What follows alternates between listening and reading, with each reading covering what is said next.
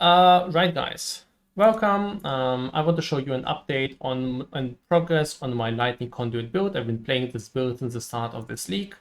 Yesterday I've done some reworks to the whole setup, and I'm quite happy with how it works. This is a small Twitch highlight from my Twitch stream. I'm streaming right now, and we will go over the build. We'll run a demo map. We'll show the strengths and weaknesses, explain the main mechanics and the upgrades. So first of all, this is a Lightning Conduit build. If you're new to the skill, that means the Lightning Conduit basically hits enemies in a huge AoE with lightnings from above, but it only hits enemies that are shocked. Shocked enemies, it also removes shocks. It doesn't do anything against unshocked enemies, so we need a consistent way to shock enemies on every cast. This can be achieved in multiple ways, but the most reliant ways for us is using Orb of Storms or Stormbrand. It's a little bit of a preference thing. I prefer Orb of Storms, and I also made some setups to its viability. I'll talk about this later. So the general gameplay is we also have Vortex and Frostblings to apply Chill Grounds. We'll talk about their usefulness later on, but they're very, very powerful for us for both damage and defense. And you basically approach enemies fairly close, you slap them with an Orb of Storms, and then you hold right click until everything dies. We're gonna run a tier 15 map here with Baron on it, so a boss. He has more life, he can be stunned, there's some damage mods on there, and we're just gonna see how it feels. I'm gonna show you that for a second as a demo, and then we'll discuss the build and its upgrades quite quickly. I'm gonna go over the gear and the passive tree. Alright, so we're in the map. You see I've slapped Orb of Storms. It has really short cast time. Gonna start the ritual. Once again, Orb of Storms plays, and all you need to do is basically hold right click, and the whole thing chains and kills everything by itself. An Orb of Storm needs to be replaced every 20 casts, which, well, yeah, doesn't happen.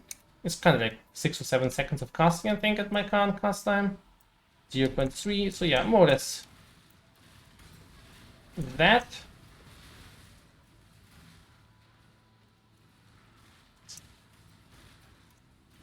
We also have res on Eldritch Battery. We use Eldritch Battery to cast in general, so we don't have to worry about our mana. Our energy shield sustain is quite easy through the energy shield on our base types. You don't actually need to get like something like Discipline and so forth. With a little bit of energy shield leech and some energy shield on your base types, you'll be perfectly fine. We also have some energy shield on kill. Oof, that's a bit of a nuke. Those Baron mobs are quite evil, especially if you're not very focused. And you see even the tankier Nemesis mobs usually die with pretty much a few hits. Here's some essences, and they're gone. These are actually tanky ones.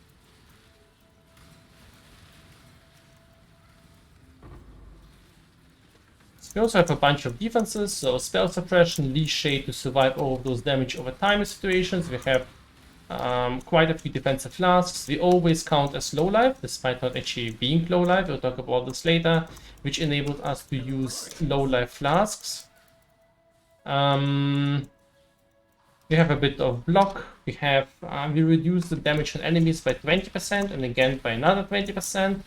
Any enemy we hit is shielded out by 40%, making them much more easier to handle. This is great for bosses and stuff. Yeah, I forgot to cast Orb of Storms there, and you could clearly see I was just waving my hand around in the air, and nothing happened. Now, you see, if I actually do it correctly, bosses die in a second. Now here's an actual boss. You place Orb of Storms, you move a little bit so that he gets into a cold area, and then you just hold right click. This is it, done. I think it's quite decent. It performs quite well. Yeah, let's talk about the actual setup. So what is this build about? What do we do? What do we use? How does it work? Well, there's a few things to consider there. Malika exploded. Right, so first of all, in order to deal damage, this is a non-crit build. We don't care about crits. The only thing we use crits for is Elemental Overload. We also use 3 Lightning Masteries. One of them causes our Lightning non-crits to be lucky, which is very powerful. I calculated it around, I think it was like 28% more damage. Then we have plus 50% to maximum shock, and we have shock proliferation. Quite nice, works really well. We also use Annihilating Light, which gives us triple damage, but we need to cap our resistances. Capping our resistances is done by using 3 Grunt Spectrums. One of them has endurance charges, the 2 other ones have elemental resistance. You can start with 3 elemental resistant ones at the start, and those are cheaper. We run 3 major auras: Determination, Purity of Elements, and Grace. Purity of Elements is also very important. We can run it due to having the Sublime Form Small Jewel, and by running the Sovereignty cluster. With Purity of Elements, we can run Leash Shade, which makes us immune, not immune, but reduces our damage over time taken by 50%. Incredibly good for survival. We also have pretty much capped spell suppression. And we have a little bit of energy shield and evasion on every single gear piece, which works quite well with the spell suppression mastering. And we also are low life due to Coward's Legacy, but Coward's Legacy places a vulnerability curse on us permanently, and this hurts a lot. So our solution to that is to run a Watcher's Eye with unaffected by vulnerability while you have Determination. Now, this kind of Watcher's Eye might be expensive if this build takes off. Like, I bought this for 30 chaos. It also gives us some benefits to Purity of Elements. But yeah, you don't actually need this. Kind of this Coward's Legacy is the last step in the build. Core of the Void is also super good for defenses, since it decreases the damage done by enemies and shatters every enemy, avoids all of the on-death effects. Oh yeah, I'm gonna go through the build, through the gear really quick. We have Annihilating Light, Determination, yeah, all of the good stuff on the Frost Blink and Vortex link. Now, our shock apply is an anomalous Orb of Storms. Start with a normal Orb of Storms if you're new, but the anomalous one splits 5 times, making clear much faster and much more efficient. We also use an Awakened Chain. Start with a normal chain. Both of these gems cost like 1 divine, but double the effectiveness of your clear speed. We also have increased AoE and Endbound ailments. In the main link, we use Hyperthermia, Lightning Conduit, Awakened Lightning Pen, Awakened Elemental Focus, Energy Leech, and Awakened Added Lightning Damage. Until yesterday, I was using non-awakened versions. Without the awakened versions, without all of the super expensive stuff, so just Annihilating Light, and without Coward's Legacy, we still deal 7 million Shaper DPS. So you don't need to go for the awakened ones. The POB I have in my video yesterday still has the previous setup and was doing just fine against all bosses. So I do admit that the overwhelming damage is definitely nice. The ring, the Onslaught and Hit, is quite nice. You can get Onslaught also by socketing it into the Orb of Storm setup potentially. There's a bunch of things you can do there. But it's just my personal preference to try this kind of rings. There's an amulet with a lot of stats in it. I also put some quality on it. So yeah, as your gear becomes better, if you want to fit more uniques into your build, like Coward's Legacy, you pretty much need to replace pieces to make proper elemental resistances everywhere. So next up on the list is definitely the body armor and the Vow Mask. These will be replaced next. And that is pretty much it.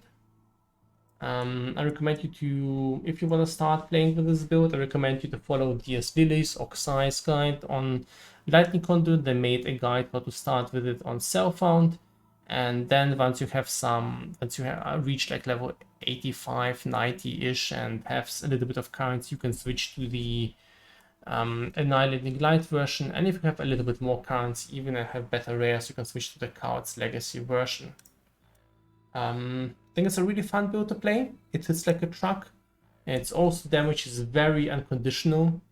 What I mean by that is I've seen a lot of POBs where there's like, oh, it can deal 40 million damage in the perfect scenario, but kind of the practical scenario, it deals 4 million DPS against Shaper, and it actually is like a damage over time build, so it needs to stack this up. There's none of that. The only conditional things we have is you want enemies to be in your cold dot, which happens all the time. Oh yeah, I didn't talk about that. The cold dots work together wonderfully with Algo Mortis because it saps we sap enemies with hit in cold dots, in cold chilling areas. And we also increase their damage taken by 35%. This is not an additive multiplier, it's kind of like pseudo multiplicative. It stacks with the shock damage, so it is really good. The damage is really incredible with that. So we put Vortex on left click to pretty much find, forget, and always affect our enemies, and then you just need to use Lightning Conduit, and you want Elemental Overload to trigger here, which happens very quick, very fast, and that's it.